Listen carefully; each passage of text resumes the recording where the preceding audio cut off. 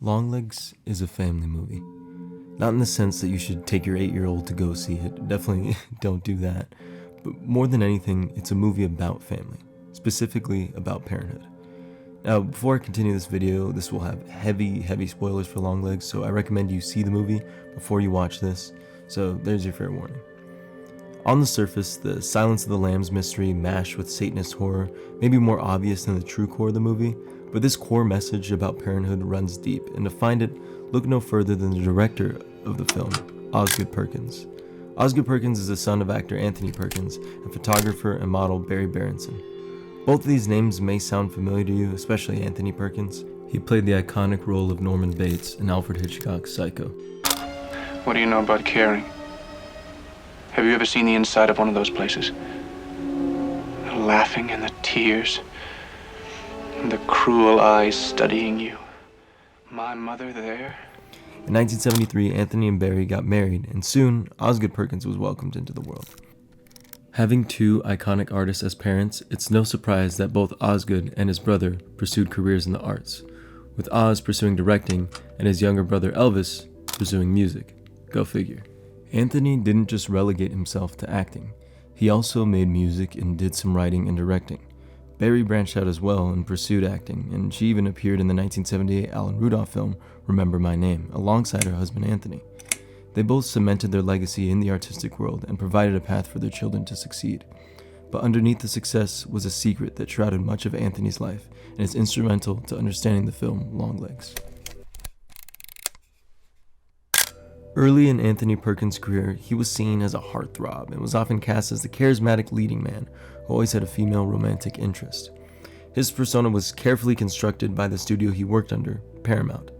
Behind the scenes, though, Perkins was a queer man who had to hide his relationships from the public. He was in a relationship with a fellow actor named Tab Hunter. Now, this relationship lasted for about 4 years and was constantly under heavy scrutiny from Paramount. Many people always said there was arguments between the studio heads and Perkins, usually revolving around Tab Hunter and Perkins' relationship with him. Paramount eventually was able to separate them as a couple in 1959, just before Anthony Perkins started filming for his most iconic role as Norman Bates in Psycho. Having a queer identity publicly was just not viable for the studios at that time, especially with Perkins' already crafted persona. Perkins started acting while attending an all-Christian school at a time when Congress had named homosexuals and communists enemies of equal danger and stated that they were threats to society. This obviously caused a lot of turmoil within Perkins and was very visible to those who knew him. People had many different ways to describe him, but he was pretty universally seen as kind but neurotic and shy. Actor Bruce J. Friedman was asked about Perkins and described him this way. He was enormously charming, but also very controlled. He always seemed to have 4 ideas going on in his head at once. Perkins' turmoil had haunted him so much that he later sought conversion therapy around the time that he met his wife, Barry Berenson. Even at that stage in his life, he saw his sexuality as something to be cured of. He visited the now infamous psychologist Mildred Newman. Many attribute the start of the self-help industry with her 1971 New York Times bestseller, How to Be Your Own Best Friend. Newman was a proponent of electroshock therapy and reportedly tried to treat Anthony Perkins using electroshock therapy as well as many other methods. Obviously, conversion therapy is entirely unscientific and a prejudiced practice, so none of this alleviated any of Anthony's struggles. He stayed married to Barry Berenson and raised his 2 children, Osgood, named after Anthony's own father, who was also an actor, and Elvis, until his eventual death from AIDS in 1992, when Osgood was 18 years old. Anthony Perkins was 60 years old when he died, and he died peacefully in his Hollywood home with the company of his wife and his 2 sons and many close friends that were present because his condition had already begun to worsen earlier in the week. Towards the end of his life, Anthony was interviewed, and he spoke some words that I think are really important to hear to just understand the man himself. I chose not to go public about having AIDS because, to misquote Casablanca, I'm not much at being noble. But it doesn't take much to see that the problems of one old actor don't amount to a hill of beans in this crazy world. There are many who believe that this disease is God's vengeance, but I believe it was sent to teach people how to love and understand and have compassion for each other. I have learned more about love, selflessness, and human understanding from the people I have met in this great adventure in the world of AIDS than I ever did in the cutthroat competitive world in which I spent my life. Sorry if this is getting kind of heavy or feels like it's not relevant to Longlegs, but I promise you, having an understanding of this stuff will help illuminate a lot of the movie. And like I said at the beginning, Longlegs is a movie about parenthood. So I want to shift the attention to Lee Harker's childhood, and by proxy, a bit of Osgood's childhood.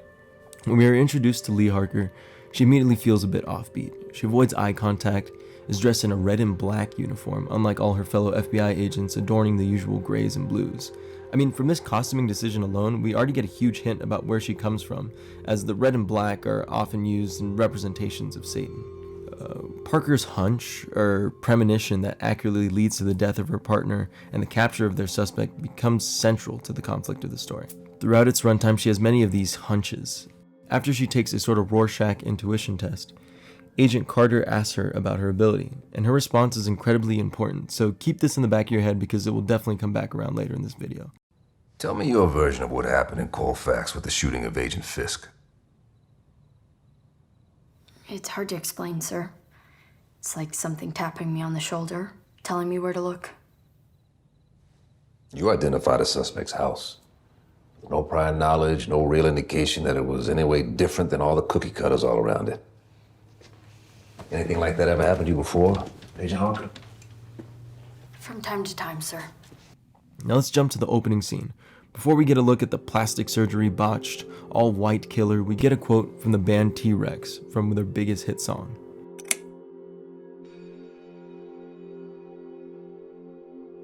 This quote obviously evokes some heavy and disturbing undertones in the context of this film, but in the context of the song and the entire glam rock movement of the 70s that it was born out of, it's kind of just par for the course, especially since the band T-Rex never had any other real connections to anything truly satanic. But that didn't stop the conservative-led satanic panic that arose in the 80s to put the band under any less scrutiny, as well as many other glam rock bands and just rock bands in general. See, what I think Osgood Perkins is doing with this film is largely a satire of the insane moral panic that led to the movement known as the Satanic Panic, and often resulted in violence and wrongful accusations levied towards many members of the LGBTQ community disproportionately. This is the same moral panic that fuels a lot of hate today. Now, this is not to assume that the character of Longlegs is a direct analog or representation for Osgood's father. Hell no, I think that's incredibly misguided. Longlegs isn't trans or queer or anything like that at all, at least in my reading of the character. I think the character of Longlegs is rather a caricature of what the right-wing evangelical-led moral panic movements think of their opposition, which usually falls on the shoulders of queer people disproportionately. See, just after the T-Rex quote is shown on screen when the movie starts, we're given very distinct audio cues to represent Longlegs the killer. We hear the faint sounds of a guitar amp being turned on and plugged in, and then some feedback from the amp. Once we get a quick glimpse at Longlegs, we see and hear what is quite literally the boogeyman of the Satanic Panic movement. A rather androgynous-looking person with long white hair, a high-pitched voice, and a face that tells a story of many botched plastic surgeries. The quintessential washed-up glam rocker look, and he's preying on a young Christian girl. Longlegs himself is quite literally the boogeyman of the Satanic Panic movement. His audio cues stick with him as well. We hear them later on when Lee returns home after dropping Carter off. A low growling guitar amp is heard in the background and frightens Lee before she heads inside. Later on in the scene, Longlegs confirms his presence by leaving Lee the letter with the key to the cipher. After some time, Lee cracks the ciphers and finds a pattern that Longlegs has been operating under, an algorithm. In this algorithm, Longlegs creates an inverted triangle, displaying his satanic motivations. This is later corroborated by the inverted triangle drawing with a smiley face that he leaves in the box with Carrie Ann Cameron's doll on the farm. What's interesting about this triangle, though, is that it is actually shown incredibly early on, and we're told exactly how it relates to Lee. When Lee takes the pseudo-Rorschach test that I mentioned earlier, she's quickly shown an image of an inverted triangle, and guess what word she says is the first that comes to her mind? Father. Now, obviously, Longlegs is revealed to have been working with Lee's mother in her basement, creating these dolls that host the satanic fuel that drives the families to murder. We even get some other hints of this as well. Each phone call Lee has with her mom double checks to make sure the person on the other end of the line is Lee. And that's because, as we see later, when Lee wakes up from the basement in the third act, she answers the phone and Satan responds on the other end. So this mom is used to answering Satan's calls. In their second phone call, we also hear Lee's mom faintly addressing someone else before turning her attention back to Lee. So we have a mother hiding a secret from her child because of its damaging repercussions, crafting a lie to protect her. What does that sound like? I'll let Osgood Perkins himself explain. All parents, we have to sort of just accept the fact that we are going to mess it up. We're going to poison the well, at least to some degree. And certainly the movie is much more about the parent than it is about, the devil. For those who maybe don't get the last name Perkins, your father's Anthony Perkins from Psycho, so hopefully everyone knows who that is. I think everybody listening to NPR knows. I hope so. I hope I don't have to do a whole explainer on that part. But I mean, I'm wondering, Oscar, then how maybe your family influenced how you portrayed family in this film. Living the life that I did as the child of famous people, especially a famous actor father who had but had a closeted life, had a closeted sexuality life in the 50s and 60s, 70s, 80s, and 90s. Even today, right? Even today, it's kind of not that okay, which is insane to say. But for a leading man to be gay or bisexual is it's still not a thing that's on the ticket. Part of what happened in my family life was that sort of a construct was made, and it's not even a bad thing. It's what we do as parents. We do our best to sort of insulate and protect and kind of translate the world to our children as best we can. And it's an imperfect science at best. Remember when I said to keep in the back of your head how Lee told Carter, it's like something tapping me on the shoulder, telling me where to look when she was explaining her hunches? Well, it's fine if you didn't because I just repeated it again. But this line comes back around when Lee's mom explains to her why she doesn't remember Longlegs. Lee's mom says the doll made the little girl forget and told her where to look and what not to see. And these words are accompanied by an image of Satan literally standing behind Lee as a little girl. Lee's reality is constructed around her, obscuring her from the truth. Perkins talks more about his own mother constructing a reality around him. Berenson was the author of Keeping Anthony's Sexuality Off Limits, recalls Osgood. Everybody knew it. Even my brother and I theoretically knew it, but we were never given any language for it. The idea that she could not make up, it's not a lie, but it's like a cover, a story time, inspired Longlegs. In this interview, we hear Osgood refer to theoretically knowing about his father's sexuality, but not having the language for it. Lee also has theoretical knowledge about the truth. She gets flashing images of serpents and unexplainable premonitions, but the pieces aren't all there until her doll is destroyed and her mother tells her the truth. There are cracks in her reality that do help her along the way, though. In the film, the devil's possession doesn't seem to be all-encompassing at all times. For example, when Lee asks her mom about her 9th birthday, she denies a visitor completely, but she does notify her that all of her stuff is still in her room and points Lee towards the evidence that she needs.